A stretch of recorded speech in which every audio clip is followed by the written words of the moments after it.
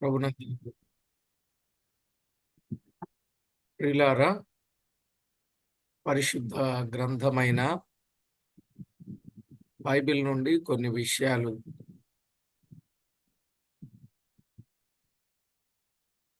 మనము తేటగా విని ఆధ్యాత్మికంగా మేలు పొందుదాం. ప్రతి వారు కూడా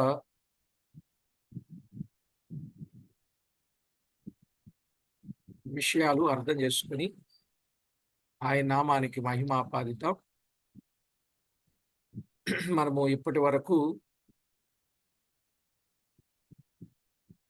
జకర్యా గ్రంథములోని మొదటి అధ్యాయాన్ని మనం ధ్యానం చేశాం. దాదాపు 10 ప్రసంగాలు మనము ఆ గ్రంథంలో జ్ఞాపకం చేసుకున్నాం. తిరుగా ఈ దినాన జకర్యా గ్రంథం 2వ అధ్యాయములో నుండి విషయాలను జ్ఞాపకం చేసుకుంటూ ఉన్నాం. ఈరోజు దైవ గ్రంథములో నుండి జకర్యా గ్రంథం 2వ అధ్యాయం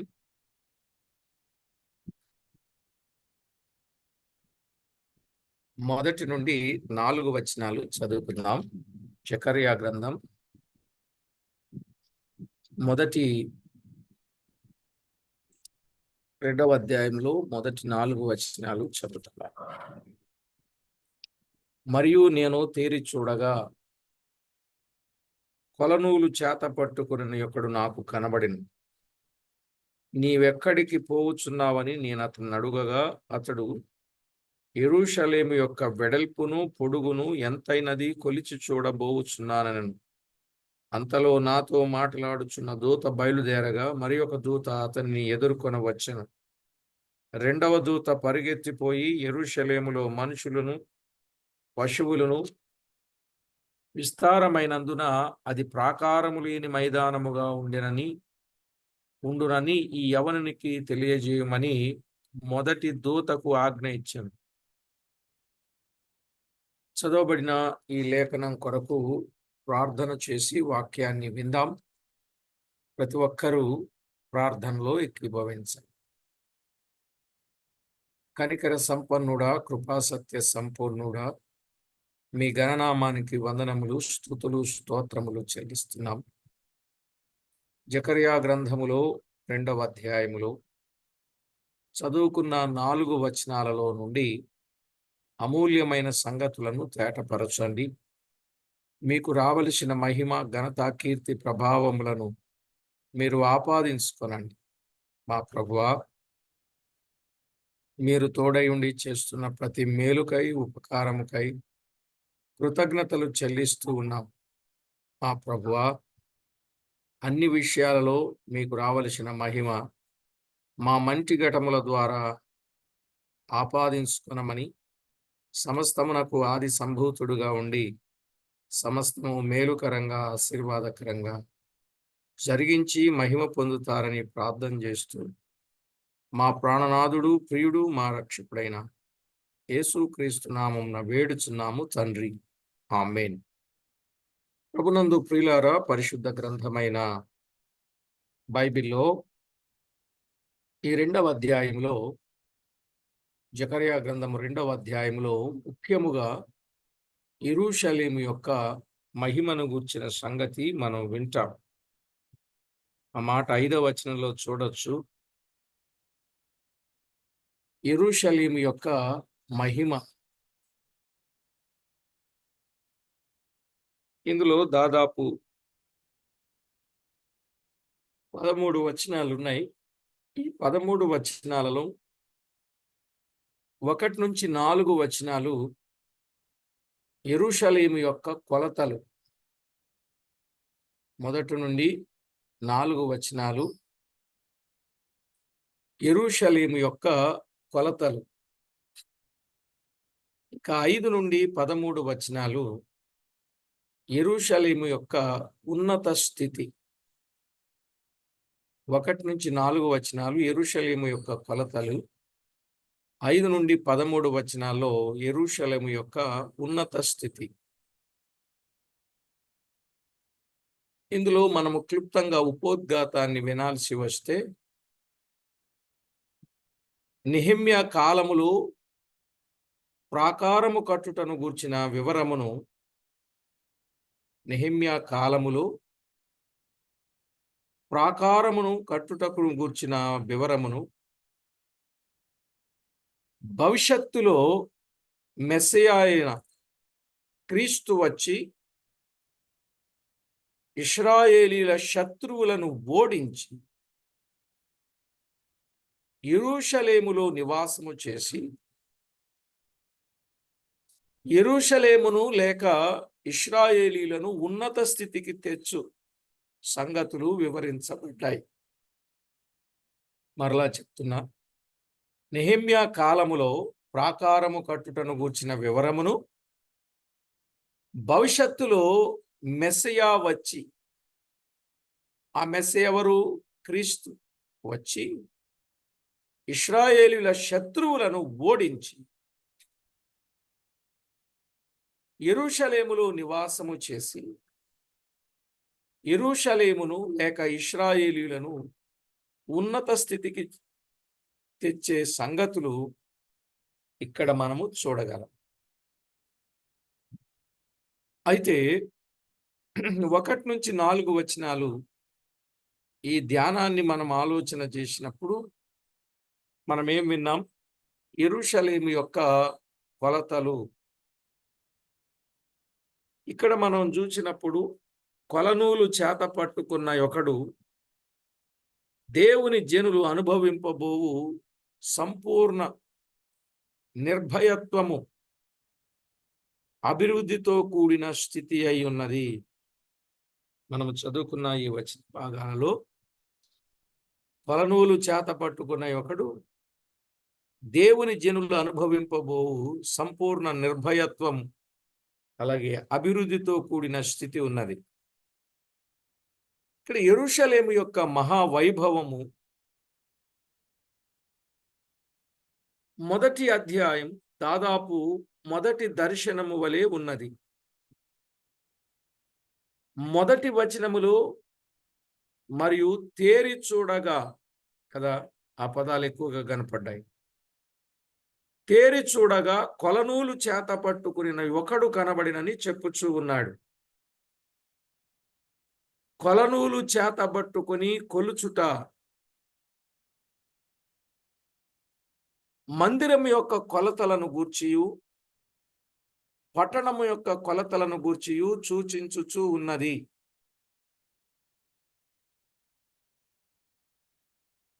కొలనూలు చేత పట్టుకొని కొలుచుట అనేది మందిరం యొక్క కొలతలను గూర్చియు పట్టణము యొక్క కొలతలను గూర్చియు సూచించుచున్నది. మందిరము యొక్క కొలతలను గూర్చియు ప్రవక్తలకు కలిగిన దర్శనములు మనము అప్పుడప్పుడు చూస్తూనే వచ్చాం.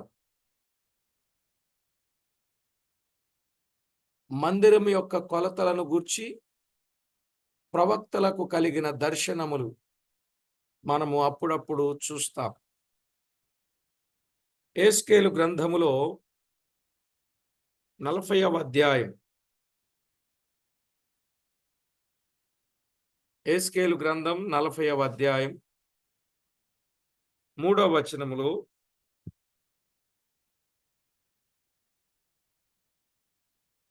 అక్కడికి ఆయన నన్ను తోడుకుని రాగా ఒక మనుషుడుండెను.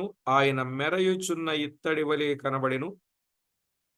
దారమును కొలకర్రయు చేతబట్టుకొని ద్వారములో ఆయన నిలువబడి ఉండెను.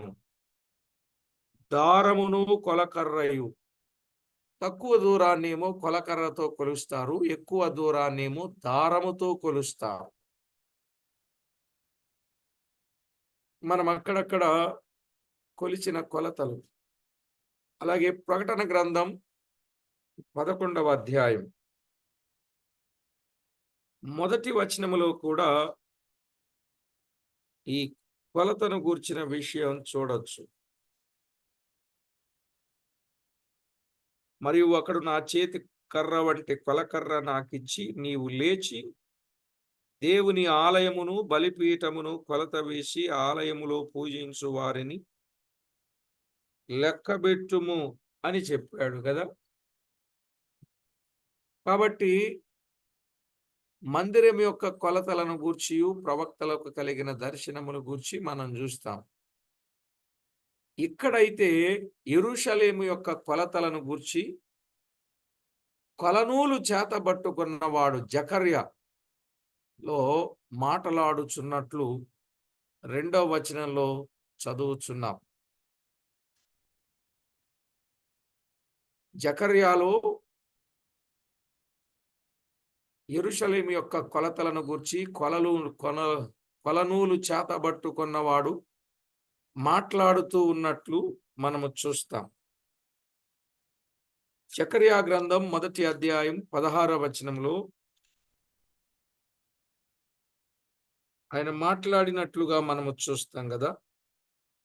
కాబట్టి యెహోవా సెలవిచ్చినదేమనగా, వాత్సల్యము గలవాడనై నేను యెరూషలేము తట్టు తిరిగి ఉన్నాను, అందులో నా మందిరము కట్టబడును, యెరూషలేం మీద శిల్పకారులు నూలు సాగలాగుదురు, ఇదే సైన్యములకు అధిపతియగు యెహోవా వాక్కు అని చెప్పాడు. అంటే ఇప్పుడు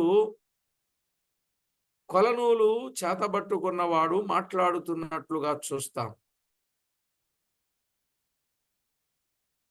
16లో ఉన్న ఈ వచనమే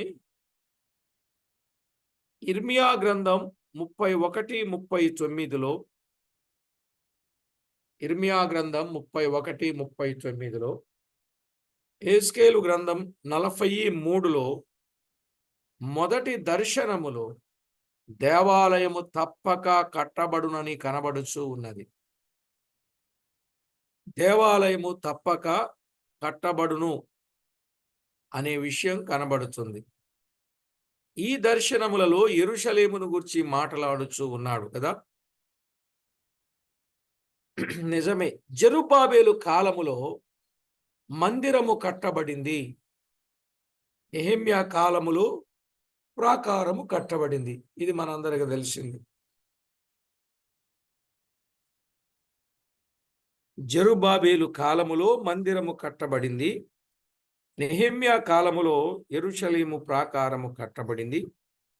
హగ్గయి దేవాలయము కట్టబడుటను గూర్చి మాట్లాడుచున్నాడు గాని జకర్యా దేవాలయమును గూర్చి యెరూషలేము ప్రాకారమును గూర్చి మాట్లాడుచున్నాడు.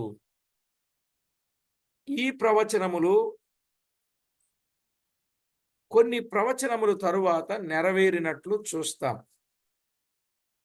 మరికొంత భాగం వాటిలో కొన్ని నేటికి నెరవేరలేదు.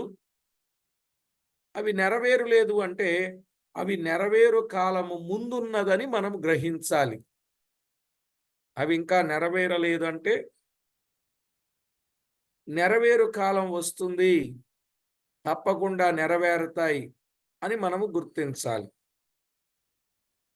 సరే ప్రియులారా, ఇక్కడ 1లో 3వ వచనములో నాతో మాట్లాడుచున్న దూత మాట్లాడుగా మరి ఒక దూత అతని ఎదుర్కొన వచ్చెను అని చదువుతున్నాం కదా. నాతో మాట్లాడుచున్న దూత మాట్లాడగా మరి ఒక దూత అతని ఎదుర్కొన వచ్చెను. ఇక్కడ 3 వ్యక్తులు కనబడుతూ ఉన్నారు. ఒకరెవరు? కొలనూలు చేతబట్టుకున్న వ్యక్తి ఒకరు. 2 దర్శనములు వివరించు దూత. 3 దర్శనములు వివరించుచున్న దూతకు ఎదురు వచ్చిన దూత. ఏమండి,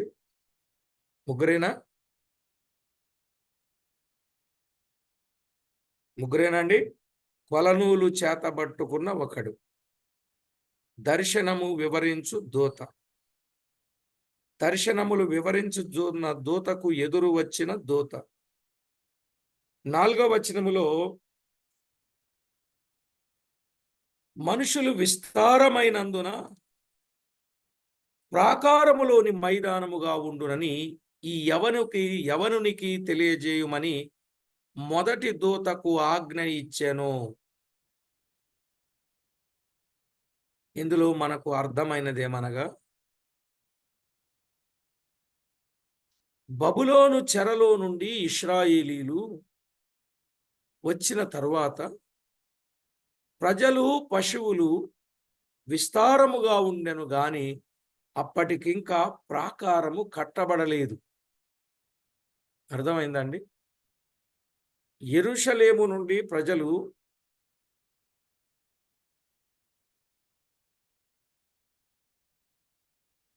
ఎంతో విస్తారముగా ఉన్నట్లు మనము చూస్తాం. బబులోను చెరలో నుండి ఇశ్రాయేలీయులు వచ్చారు. ప్రజలు గాని, పశువులు గాని విస్తారంగా ఉన్నాయి. అందువల్ల అప్పటికింకా ప్రాకారము కట్టబడలేదు. అందువల్ల ఇది మైదానము అని చెప్పబడింది. ఇది మైదానము అని చెప్పబడింది. ఇందులో మరి ఒకటి కూడా మనకు తెలియచున్నది. ప్రస్తుత కాలపు యెరూషలేము స్థితి కూడా ఇందులో వివరించబడింది. ఇది గుర్తించాలి. ప్రస్తుత కాలపు యెరూషలేము దాని స్థితి కూడా ఇందులో వివరించబడింది. మత్తయి సువార్త 24వ అధ్యాయం 1, 2 వచనాలు. మత్తయి సువార్త 24వ అధ్యాయం 1, 2 వచనాలలో ఏమనుంది? యేసు దేవాలయము నుండి బయలుదేరి వెళ్ళుచుండగా ఆయన శిష్యులు ఆ దేవాలయపు కట్టడములు ఆయనకు చూపించుచు వచ్చిరి. అందుకాయన, మీరు ఇవన్నీ చూచుచున్నారు గదా, రాతి మీద రాయి ఒకటైనను ఇక్కడ నిలిచి ఉండకుండా పడద్రోయబడునని మీతో నిశ్చయముగా చెప్పుచున్నానని వారితో అనెను. ఇక్కడ ఈ వచన భాగంలో యెరూషలేము యొక్క స్థితిని మనము చూస్తాం. లూకాసు వార్తలో కూడా, లూకాసు వార్త 19వ అధ్యాయం 41 నుండి 44, 41 నుండి 44 యెరూషలేము యొక్క ప్రస్తుతపు స్థితి. ఆయన పట్టణమునకు సమీపించినప్పుడు దానిని చూచి దాని విషయమై ఏడ్చి, నీవును ఈ నీ దినమందైనను సమాధాన సంబంధమైన సంగతులను తెలుసుకుని ఎడల నీకెంతో మేలు గాని ఇప్పుడవి నీ కన్నులకు మరుగు చేయబడి ఉన్నవి. ప్రభు నిన్ను దర్శించిన కాలము నీవు ఎరుగుకుంటివి కనుక నీ శత్రువులు నీ చుట్టూ గట్టుకట్టి ముట్టడి వేసి అన్ని ప్రక్కల నిన్ను అరికట్టి నీలోనున్న నీ పిల్లలతో కూడా నిన్ను నేల కలిపి నీలో రాతి మీద రాయి నిలిచియుండని దినములు వచ్చునని చెప్పాను. చూసారా ఎంత చక్కని సంగతి ప్రభు చెప్పాడు. ప్రభువు నిన్ను దర్శించిన కాలము నీవు ఎరుగకుంటివి అన్నాడు. ప్రభువు దర్శించినప్పుడు ఎరుగకుండుట వలన ఎదురయ్యిన పరిస్థితి యెరూషలేముకు ఎంత ఘోరంగా ఉందో చెప్పాడు. అందుకే దేవుడు ఎప్పుడైనా ఏదైనా మనకు అవకాశం ఇచ్చినప్పుడు ఆ అవకాశాన్ని మనము ఖచ్చితంగా సద్వినియోగం చేసుకోవాలి. అంతేగాని సద్వినియోగం చేసుకోలేని స్థితి మనలో ఉండకూడదండి. వాక్యం వినే అవకాశం ఉన్నప్పుడు వినాలి, పాటించాల్సి వచ్చిన సమయం వచ్చినప్పుడు పాటించాలి. దేవుడు మనకి ఏ అవకాశాన్ని ఇస్తే ఆ అవకాశాన్ని సద్వినియోగం చేసుకోవాలనే విషయాన్ని మనము చూస్తాం. అలాగే యెహెజ్కేలు గ్రంథం 38వ అధ్యాయం 8వ వచనం 12వ వచనంలో ఉన్నట్లు, యెహెజ్కేలు గ్రంథం 38వ అధ్యాయం 8వ వచనం, చాలా దినములైన తరువాత నీవు శిక్ష నొందుదువు. ఏమన్నాడండి? చాలా దినములైన తరువాత నీవు శిక్ష నొందుదువు. సంవత్సరముల అంతములో నీవు ఖడ్గము నుండి తప్పించుకొని ఆయా జనములలో చెదరిపోయి ఎడతెగక పాడుగానున్న ఇశ్రాయేలీల పర్వతముల మీద నివసించుటకై మరలా సమకూర్చబడిన జనుల యొద్దకును ఆయా జనులలో నుండి రప్పింపబడి నిర్భయముగా నివసించు జనులందరి యొద్దకును నీవు వచ్చెదవు. అర్థమవుతుందండి ఈరోజు ఈ ప్రవచన గ్రంథములోని ప్రవచనాత్మకమైన సంగతులను గూర్చిన విషయాలు బాగా మనసు పెడితే తప్ప అర్థం కావు. ఇవి పొడి పొడిగా చెప్పే మాటలు కావు. ఇవి ప్రవచన సంబంధమైనవి. దేవుడు ఎప్పుడో చెప్పాడు. ఆ సంగతుల యొక్క నెరవేర్పు మనము ఇప్పుడు చూస్తున్నాం. 12వ వచనం కూడా చదువుకుంటే 12వ వచనం,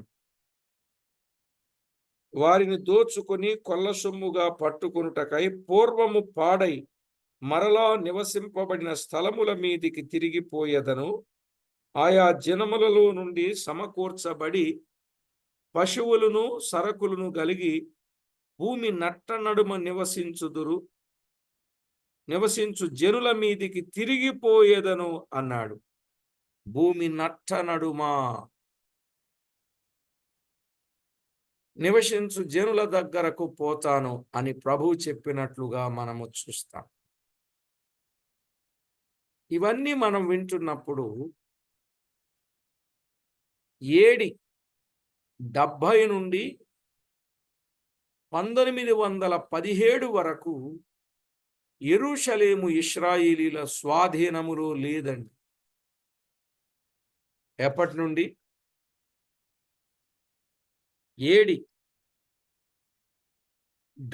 నుండి 1917 వరకు యెరూషలేము ఇశ్రాయేలీల స్వాధీనములో లేదు. మరియు 4వ వచనములో ఈ యవనస్తునికి తెలియజేయుమని చెప్పుచూ ఉన్నట్లుగా చూస్తున్నాం.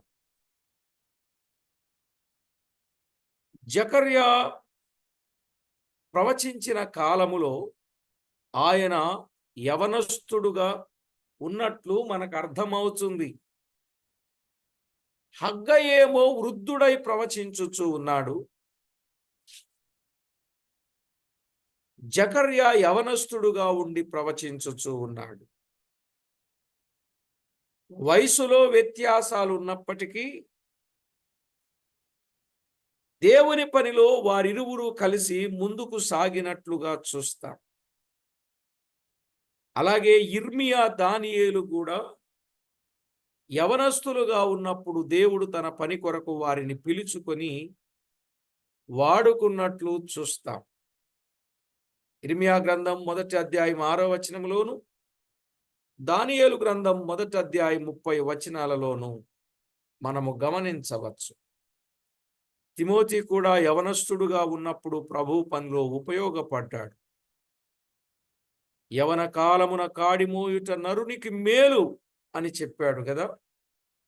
విలాప వాక్యాల 3:27లో యవన కాలమున కాడిమోయుట నరునికి మేలు, యవన కాలములోనికి వచ్చి వృద్ధాప్యము దేవునికి ఇచ్చుట కంటే యవన కాలము దేవుని పని చేయుట ఎంతో దీవెనకరమనేది కూడా మనం ఇక్కడ నేర్చుకోవచ్చు. ఈ పై వచనములోని భావము నెహెమ్యా కాలములో ప్రాకారము కట్టుటలో నెరవేరును. నెహెమ్యా గ్రంథములో 6వ అధ్యాయం 15-16 వచనాలలో మనము చూడవచ్చు. ఆ దూత కొలనూలు చేతబట్టుకుని కొలుచుటలో మరి ఒక భాగం ప్రవచన భాగముగా కూడా ఉన్నది. అది ప్రభువు వచ్చి ఇశ్రాయేలీల మధ్య నివసించునప్పుడు అది నెరవేరుతూ ఉంది అనేది మనము గుర్తించాల్సినటువంటి సత్యం. సరే, ఏది ఏమైనా ప్రభునందు ప్రియులారా, దైవ లేఖనములో ఆలోచన చేసినప్పుడు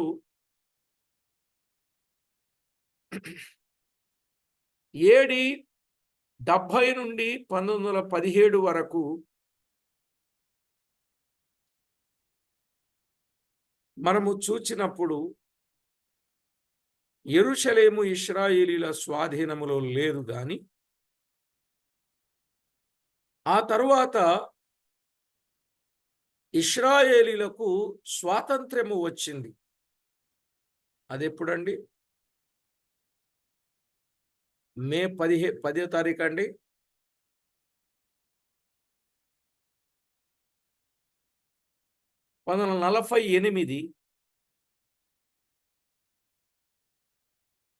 మే 10వ తారీఖు 14 మొత్తానికి స్వాతంత్ర్యము వచ్చింది. ఆ తరువాత ట్రంప్ కాలం వచ్చేసరికి, అంటే గత 5 ఏళ్ల క్రితం, 4 ఏళ్ల క్రితం ట్రంప్ హయాంలో ఇశ్రాయేలీలకు యెరూషలేమును క్యాపిటల్‌గా చేశాడు. తెలుసు కదండి ఈ విషయం. డొనాల్డ్ ట్రంప్ వచ్చిన తర్వాత ఇశ్రాయేలీలకు యెరూషలేమును క్యాపిటల్‌గా చేశాడు. నిజంగా ఈ విషయాలు ఆలోచన చేస్తుంటే ప్రవచన గ్రంథము యొక్క ప్రవచనాలన్నీ కూడా నెరవేర్చబడతా ఉన్నాయి. కనుక దైవలేఖనాలలో వ్రాయబడిన వాస్తవాలు మనము ఆలోచన చేయవచ్చు. ఇక 5 నుండి 13 వచనాలలో యెరూషలేము యొక్క ఉన్నత స్థితి మనకు కనబడుతుంది. యెరూషలేము యొక్క ఉన్నత స్థితి. ఇందులో కొన్ని సత్యాలు. జకర్యా కాలమునకు ఎక్కువ భాగము మెస్సియా వచ్చి యెరూషలేమును ఇశ్రాయేలీయులను ఉన్నత స్థితికి తెచ్చుటను గూర్చిన వివరం బాగా వివరించబడింది. 1 నుంచి 6 వచనాలలో ఏమన్నాడు? ఉత్తర దేశములో నున్న వారలారా. 1 నుంచి 6 వచనాలలో ఉత్తర దేశములలో నున్న వారలారా తప్పించుకొని రండి అని 7వ వచనంలో చూస్తాం. బబులోను దేశములో నివాసియగు సియోను, అచ్చటి నుండి తప్పించుకొని రమ్ము అన్నాడు. 6వ వచనములో ఉత్తర దేశములో ఉన్న వారలారా తప్పించుకొని రండి, ఆకాశపు 4 వాయువులంత విశాలముగా నేను మిమ్మును వ్యాపింపజేసి ఉన్నాను, ఇదే యెహోవా వాక్కు. నిజమే, ఆయన ఉన్నత స్థితికి ఇశ్రాయేలీయులను తెచ్చుటకైన ఆలోచన చేస్తూ ఉన్నాడు. 6వ వచనంలో ఏమన్నాడు? ఉత్తర దేశంలో ఉన్న వారలారా తప్పించుకుని రండి అన్నాడు. 7వ వచనంలో ఏమన్నాడు? బబులోను దేశములో నుండి తప్పించుకొని రండి అన్నాడు. ఇందులో జకర్యా కాలం అనగా బీసీ 536, మర్చిపోకూడదండి. బీసీ 536 జకర్యా, జెరుబ్బాబేలు మొదలగు వారు చాలా మంది వచ్చినట్లు మనము ముందే చూచాం. జకర్యా, జెరుబ్బాబేలు మొదలగు వారిలో చాలా మంది వచ్చినట్లు మనం ముందే చూచాం. కానీ ఇంకా అనేక మంది బబులోనులోనే ఉండిపోయారు. వారిని రమ్మని ఆహ్వానిస్తూ ఉన్నాడు. వారిని రమ్మని ఆహ్వానిస్తున్నట్లుగా మనము చూడగలం. యెషయా గ్రంథం 43వ అధ్యాయం.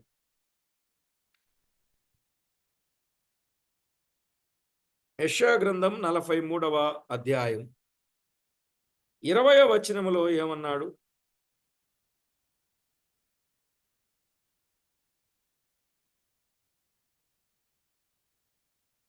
43 5వ వచనం. భయపడకుము, నేను నీకు తోడయున్నాను, తూర్పు నుండి నీ సంతానమును తెప్పించదను, పడమట నుండి నిన్ను సమకూర్చి రప్పించదను, అప్పగింపుమని ఉత్తర దిక్కునకు ఆజ్ఞ ఇచ్చెదను, బిగబట్టవద్దని దక్షిణ దిక్కునకు ఆజ్ఞ ఇచ్చెదను, దూరము నుండి నా కుమారులను, బూదిగంతముల నుండి నా కుమారులను రప్పించుము.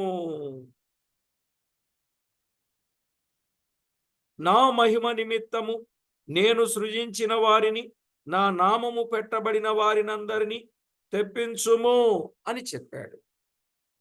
ఎంత చక్కని మాట మనము చూస్తున్నామో చూడండి.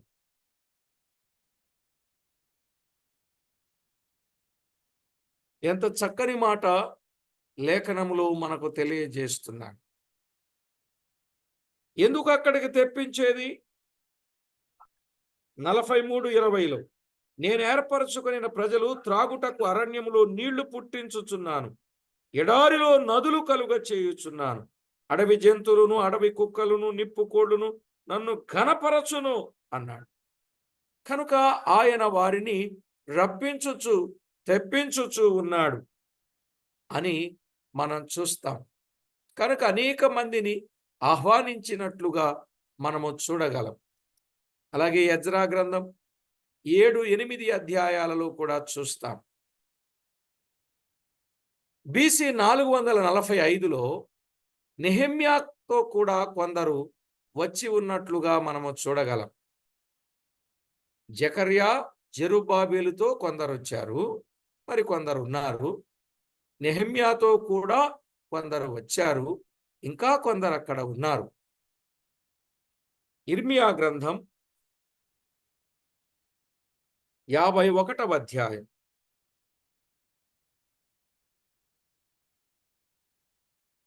6వ వచనం. ఇర్మియా గ్రంథం 51వ అధ్యాయం 6వ వచనంలో, మీరు దోషములలో పడి నశింపకుండునట్లు బబులోనులో నుండి పారిపోవుడి, మీ ప్రాణములు రక్షించుకొనుడి, ఇది యెహోవాకు ప్రతీకార కాలము. ఆయన చేసిన క్రియలను బట్టి ఆయన దానికి ప్రతీకారము చేయుచున్నాడు. అర్థమైందండి? బబులోనులో నుండి పారిపోండి, మీ ప్రాణములను రక్షించుకోండి అని చెప్పాడు. వీళ్ళారా అర్థమవుతున్నాయా? యెరూషలేము లోనికి మీరు రావాలి, బబులోనులో ఉండకండి, చెరలో ఉండకండి, ఉత్తర దేశములో ఉన్నవారలారా తప్పించుకొని రండి, బబులోను దేశములో నుండి తప్పించుకొని రండి, రండి, రండి, రండి, రండి అని చెప్తున్నాడు. ఈ పాపలోకములో నుండి తప్పించుకొని ప్రభు దగ్గరకు రండి అని చెప్పిన సందర్భంగా మనము చూస్తాం.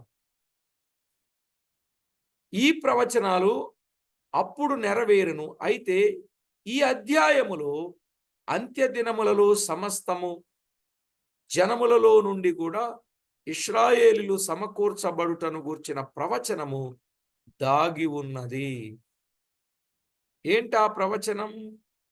మీరు రాసుకొని తర్వాత చదవండి. జకర్యా గ్రంథం 10వ అధ్యాయం 3-10 వచనాలు.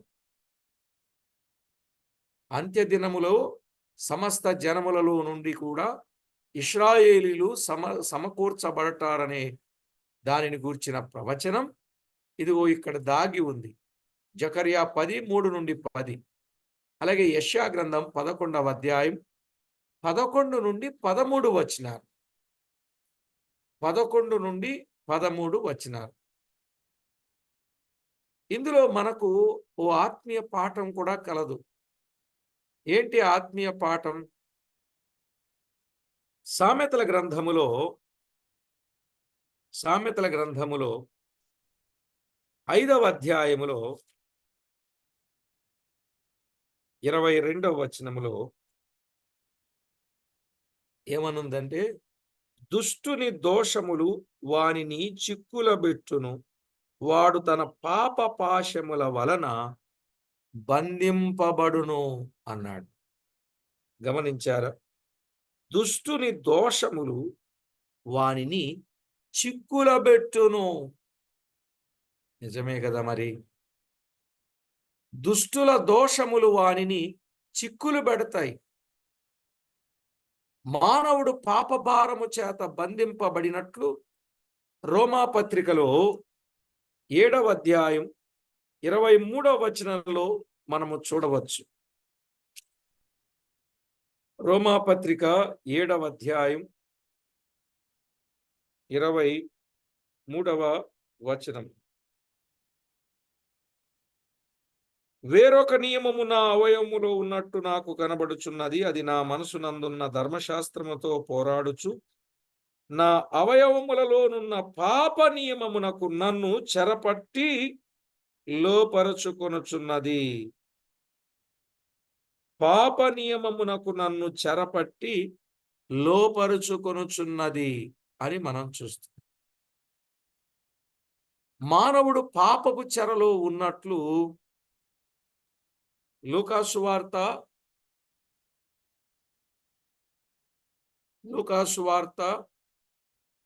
13వ అధ్యాయం 6వ వచనంలో మనము చూస్తాం. 13వ అధ్యాయం 6వ వచనములో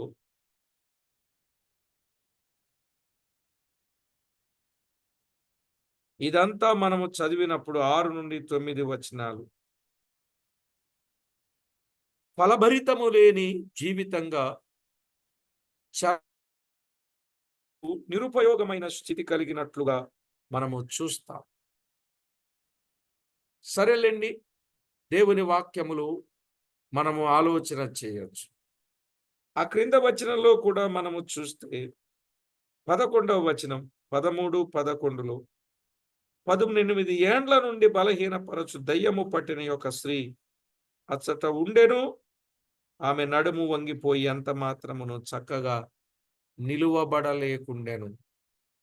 ఇక్కడ సాతాను చేత బంధింపబడినట్లు చూస్తాం. అవును కదా? సాతాను చేత బంధింపబడి ఏమాత్రము నడుము నిలువలేని స్థితి. ఇట్టి పాపము చేత బంధించబడిన మానవులను ప్రభువు ఆహ్వానిస్తూ ఉన్నాడు. వారిని ఎలాగైతే ఆహ్వానించాడో ఈనాడు ప్రభువు అందరినీ ఆహ్వానిస్తున్నాడు. మత్తయి సువార్త 11వ అధ్యాయం 28వ వచనం ప్రకారంగా ప్రయాసపడి భారము మోయుచున్న సమస్తమైన జనులారా నా యొద్దకు రండి. వారిని ఏమన్నాడు? బబులోనులో శ్రమలను అనుభవించుచున్న వారలారా యెరూషలేమునకు రండి అన్నాడు. ఐగుప్తులో ఉన్న వారిని ఏమన్నాడు? యోసేపునొద్దకు రండి అని చెప్పాడు కదా. ఐగుప్తులో ఉన్న వారినేమో యోసేపునొద్దకు రమ్మన్నాడు, బబులోనులో ఉన్న వారినేమో యెరూషలేముకు రమ్మన్నాడు. ఏమండి, పాప బంధకముల చేత బంధించబడిన వారినేమో ప్రభు దగ్గరకు రండి అన్నాడు. ఇది అర్థమై ఉంటది మీకు బహుశా. ఇప్పటిదాకా చెప్పింది ఏం అర్థమైందో ఇది మాత్రం గ్యారంటీగా అర్థమైంది. ఈవేళ ప్రతి వ్యక్తి కూడా రావాలి. ఎవరి దగ్గరకు రావాలి? యేసుక్రీస్తు దగ్గరకే రావాలి. ఎందుకంటే యేసుక్రీస్తు రక్తము వలన మన పాపముల నుండి మనకు విడుదల కలుగుతుంది. ఆయన దగ్గరకు వచ్చినాం. రోమాపత్రిక 6వ అధ్యాయం 17వ వచనములో చెప్పబడినట్లు మీరు పాపమునకు దాసులై ఉంటిరి గాని ఏ ఉపదేశ క్రమమునకు మీరు అప్పగింపబడితిరో దానికి హృదయపూర్వకంగా లోబడిన వారై అన్నాడు. పాపమునకు దాసులుగా ఉన్నారు. ఉపదేశ క్రమమునకు ఇప్పుడు మీరు అప్పగింపబడి హృదయపూర్వకంగా దానికి లోబడాలి. ప్రభు దగ్గరకే రావాలి. మోయాబుకు వెళ్ళిపోయిన ఓ నయోమి తిరిగి బేత్లెహేముకే రావాలి. అక్కడే ఉంటే మంచిది కాదు అని చెప్పినట్లుగా ఉన్నది. సొదొమ గోమర్రా పట్టణానికి వెళ్ళిన ఓ లోతు నువ్వు తిరిగి వెనక్కి రావాలి. వచ్చేటప్పుడు వాళ్ళు మోసంలో పడిపోయారులేండి. సరే, అలా చాలామంది తప్పించుకున్నట్టు తప్పించుకొని పడిపోయిన వాళ్ళు లేరా? ఇప్పుడు అగ్నిగంధకాలతో ఆ పట్టణాన్ని బూడిద చేయబోతూ ఉండగా దేవుడు తప్పించడానికి అవకాశం ఇచ్చి సోయరకు వచ్చే వరకు ఆపుతారని చెప్పాడు, ఆపాడు. మరి స్వయంకృత అపరాధమేగా. వెనక్కి తిరిగి చూడొద్దంటే వెనక్కి తిరిగి చూసి ఉప్పు స్తంభం అయిపోయింది. పిల్లలు కూడా తమంతట తాము తప్పు చేశారు, స్వయంకృత అపరాధమే కదా. కనుక ఇట్లా మనము ఎన్నో సంగతులు ఆలోచన చేయొచ్చండి. కాబట్టి ప్రభునందు ప్రియులారా, పాపమునకు దాసులైన వారు ఉపదేశ క్రమమునకు అప్పగించుకొని హృదయపూర్వకంగా లోబడాలి. అప్పుడే ప్రభు ప్రేమించి ప్రకటన 1:6 ప్రకారంగా ఆయన మనలను ప్రేమించుచు మనలను ఆయన రక్తము వలన కడిగి ఆయనకొక రాజ్యముగాను యాజకులను గాను చేయడానికి ఆయన ఇష్టపడుతూ ఉన్నాడని ఆ భాగంలో మనము చూడవచ్చు. కనుక ప్రియులారా, మరి ఇంత తేటగా వివరంగా పాపములో పడి చెడి ఉన్నవాడు దేవుని యొద్దకు వచ్చి విశ్రాంతి పొందాలి. పాపములో ఉన్నవారు క్రీస్తు యేసు రక్తము చేత కడుగబడి నీతిమంతులుగా తీర్చబడాలి. అలాగు తీర్చబడిన అనుభవం కలిగి ఉండాలి. అంతేగాని పాప బంధకముల ద్వారా రానయున్న నరక శిక్ష అనుభవించకూడదు. దేవుడు అవకాశం ఇచ్చాడు, తప్పించుకోవాలి. దేవుడు దర్శించిన కాలమున నో చెప్పకూడదు. ఆయనకు అనుకూలంగా ఉండాలి. నిజమే ప్రియులారా, అలాగు తప్పించుకొనుట వలన ఫలితం ఏముందో తరువాత పాఠంలో చెప్తాను. తప్పించుకోండి, ఉత్తర దేశములోనున్న వారలారా తప్పించుకొని రండి, బబులోను దేశములో నుండి తప్పించుకొని రండి అని చెప్తున్నాడు. అలాగూ తప్పించుకోవటం మూలాన ఫలితం ఏమున్నదో తర్వాత పాఠంలో విందాం, ప్రార్థన చేసుకుందాం. ఒకసారి పరిశీలన కూడా చేసుకుందాం ప్రార్థన చేసుకునక ముందు. లోకములో నుండి నిజంగా ప్రభు దగ్గరకు వచ్చారా? అయితే లోకపు పోకడలు అనుసరించకూడదు. పాపములో నుండి నిజంగా ప్రభు దగ్గరకు వచ్చారా? ఇక పూర్వకాలపు పాపములను చేయకూడదు. ఇక శరీరాన్ని జయించుకొని వచ్చారా? మళ్ళా శరీర కార్యాలకు లొంగిపోకూడదు. ఇలాగున మన జీవితాన్ని జాగ్రత్త చేసుకోవడం మూలాన దేవునికి ఎంతో మహిమ, మనకు మన కుటుంబాలకు ఎంతో ఆశీర్వాదం. ప్రియులారా, ఇంత శ్రేష్టమైన సంగతులను విన్న తరువాత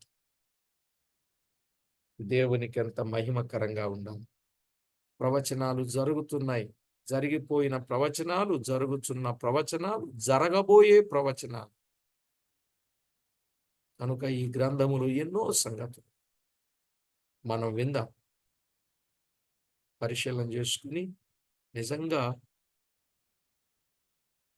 నా ప్రభు నా పాప భారాన్ని తొలగించడానికి ఇష్టపడ్డాడు అని నిజంగా పాపభారం అంతా విడిచిపెట్టి ప్రభు దగ్గరకు వచ్చిన అనుభవం ఉన్నదా?